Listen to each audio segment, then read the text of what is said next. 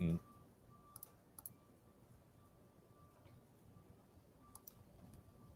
Hey everyone, and welcome to the WCIA 3-in-1 podcast. We are calling this one the Little Brother Beatdown. That's a little play on what Milo Eifler had said heading into this week. He called Northwestern their little brother. He said he hated the color purple, and Northwestern's head coach did not take very kindly to it. He did not like it at all. But we will be joined right now by WCIA 3's Andy Olson, who was on his first road trip to Evanston. Andy, probably not the way you expected it to go, but what can you just tell us? What are maybe just some of your takeaways from this loss here on the road? Was sunshine too much to ask for? Like, I don't know. It's a little cold out if you can't tell right now. I'm all bundled up, and that stayed that way throughout the game, and that became, one of the main parts of the game. One of the key, dimensions of the game was the weather factor. I mean, you come into the game and you're prepared for a real grinded out, running game where not a lot of scoring, not a lot of passing, and that's kind of what we got, except for that on Illinois' side, the defense didn't show up as much as Northwestern's did, and now that's in part because of some COVID-19 protocol issues, some injury issues. They had some younger guys step into those roles that they're not used to filling in these types of games, and I think that showed out onto the field. 28-10.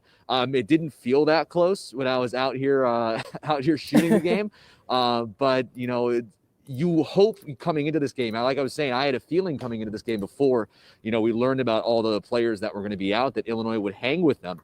And that just didn't happen. You wonder where that starts, and I'm sure we're going to break down, where that may stem from. But overall, I'm sure it was a disappointing game to watch. It was definitely a disappointing feeling around the team afterwards. I mean, you get to see your just pure rivals lift that trophy once again over you. I mean, for 6 years in a row. I was here the last time Illinois had beaten Northwestern in this rivalry game, and I was a junior in high school. It's been a while. So, Marlee, it's definitely, I feels like a disappointing day for the team, and this could have been a step in the right direction for him if it had gone a different way.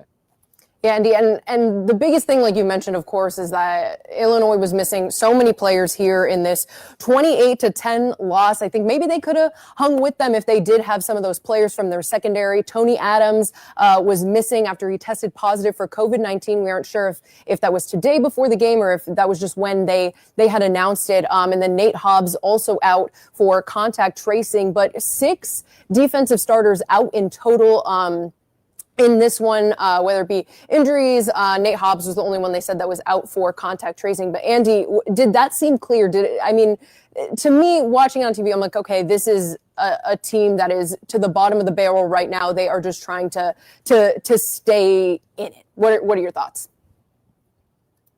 Hey, it was very much clear. I mean, there was, that first drive that Northwestern had. I guess I should say second drive, because the first drive is when the defense was able to pull that turnover. So Northwestern's second drive, where they went 3 and out, and there was a nice tip by a linebacker that's not a usual starter. And you got the feeling that, hey, maybe they can hang with Northwestern. But then Northwestern reminded people why they're number 14 in the nation and why they're going to the Big Ten championship game with just a incredible rushing attack that Illinois really had no answers for. I mean, Porter just had his way, it seemed like, with the line. And then when you brought Hall in as your backup, he was able to do the exact same thing. They both had over 100 yards rushing today.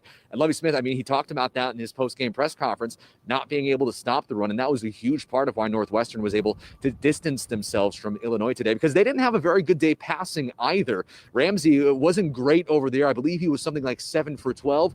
Illinois, on the other hand, was 7 for 22 passing. So not a great day for passing. You could possibly blame that on the weather, I feel like, but on the ground is where it mattered in this game. And Northwestern was just able to dominate the Illinois defense like Illinois wasn't able to do to them. And Lovie Smith addressed some of those depth issues that they had today. We'll hear what he had to say just about missing so many guys. And he did admit, it is tough. And this is what he had to say today after the loss. You don't want to make excuses, but that's just so many guys. You can only go so deep, and you start seeing it. You can start giving up big plays. It affected us an awful lot today. Nobody wants to hear that, but that's reality. And that's where we are. And he said you can only go so deep. And with that, I completely agree. I think you reach a point in the depth chart where you're starting to pull from walk-ons, which isn't necessarily a bad thing. It's a great opportunity for just some of these guys to get a chance. But at what point can you actually win a game when you're playing with, this many walk-ons on the field? And Andy, I want to go back to the weather a little bit, because this was definitely a run the ball kind of forecast. And I was surprised that they didn't throw Isaiah Williams in there earlier. I think he's proven himself to be a good spark for the team. He did it against Iowa last week, but it was just too late. And I think that was the same case this week. Just give him the keys a little bit earlier and see what happens, because this game, this weather, I think was set up perfectly for him to succeed. What do you think, Andy?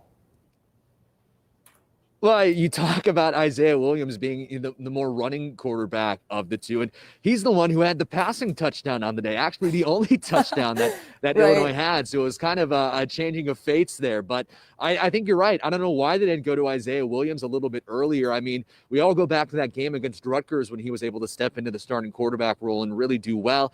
And then we look at Nebraska when Brandon Peters had come back and he had the best game of his college career. And in the two games since, Brandon Peters has struggled, and in both of those games, they went to Isaiah Williams late in the game. Now, I know in the first half for a couple of drives, Isaiah came in, but you have to wonder, why didn't they go to that sooner? I know that Brandon had a tough day, 3 for 14 passing.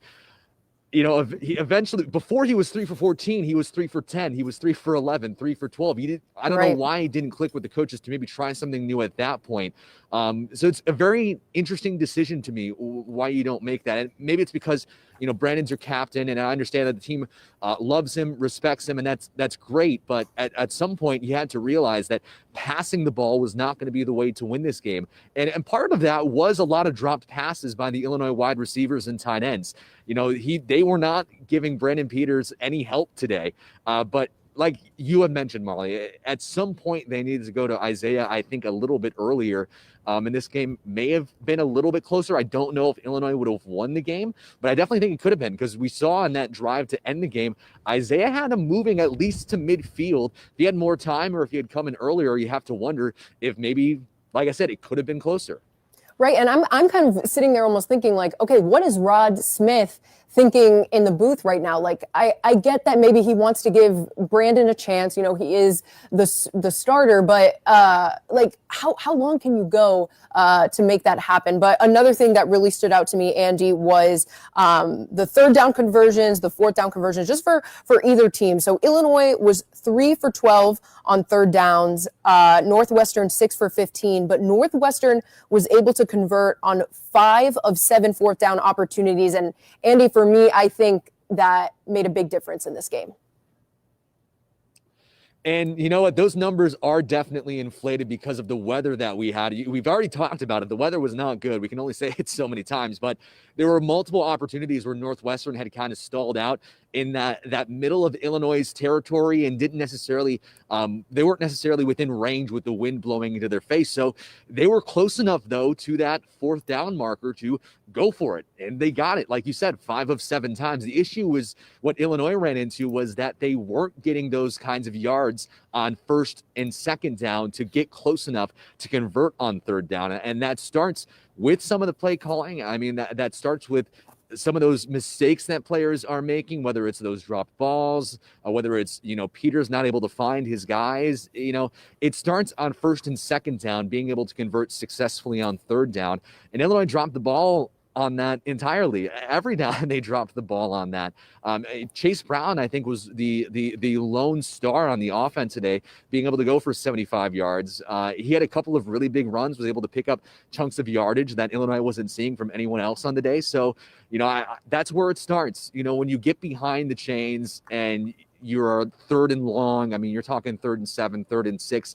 Sometimes you just don't have a play that'll get that amount that like you need to, like you do for a 3rd and 1 or a 3rd and 2. And that's, I think, where it started going wrong for Illinois today. Yeah, and I don't know if that was a pun or if you literally meant like they dropped the ball today.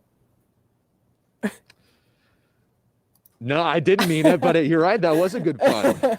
I'll give myself a pat on the back for that. They dropped the ball literally and figuratively. But Chase Brown, we heard from him after the game. He had, of course, it was going to be a run game type of day. He had 70 yards. Obviously, we've seen him do a little bit more, but he was really open and honest in this post-game press conference. He mentioned how there's a little bit of COVID exhaustion among the team. So I just want to play that for you real quick. He had some really great things to say after the game. It is tough, especially when we're going 3-0. We're not helping the defense. And as you guys saw today, we're pretty depleted in that area. We're missing 7-8 starters there. So we knew that we had to keep the defense off the field. When you go 3 for 12 on third down, that's horrendous. And as an offense, we need to be better. And I especially like when he admitted, we have to keep the defense off the field because they knew they were missing some guys. They knew it was going to be a challenge, but they just, like he said, he couldn't convert there on those third downs. So looking ahead, Andy, I know Illinois has a lot to improve on before they head into Big Ten Champions Week, but where do you see this team going? Because to me, I think a lot of fans have checked out, but in order for this to be considered a successful season, if that's even still in the running at this point, if we can even consider this season successful, I think they really need to end the year on a win in this next game and compete and show just Illini Nation that this is a team that maybe just got the raw end of the deal given everything that they went through with injuries and COVID. What do you think, Andy?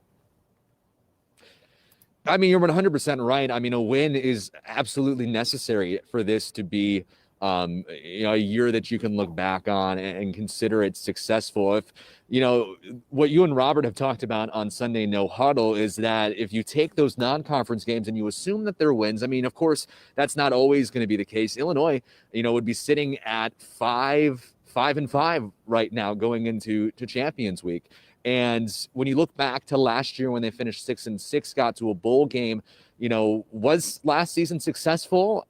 I think a lot of people would say so. It's the first bowl game under Lovie Smith. Would they have considered, another 500 season successful? I don't know.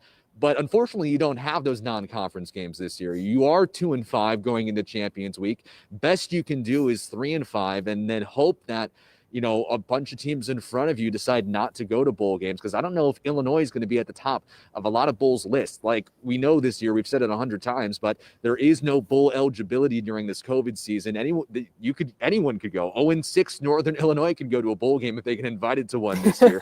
But 3-5 Illinois is not going to be very attractive, I feel like, to a lot of bowl games, and especially with more dropping out. So can you have a successful season without a bowl game? I don't think so. I think this was the very last chance that Illinois had to make this season successful, and they dropped it. Of course, you can blame the weather. You can blame COVID. I mean, there are a lot of bad hands being dealt to Illinois this season, but at the end of the day, it just wasn't successful because you can only play with the hands in front of you, and they just didn't win with them. All right, Andy, I'll let you go in a minute here. I know it's cold and freezing and you had a long day in the rain, but final thoughts on just maybe just your first road game here with the WCIA 3 Sports team. Northwestern fans on Twitter are brutal. I mean, I was the one who had shared that clip of Milo Eifler talking about Northwestern, and I believe it's up to 28,000 views.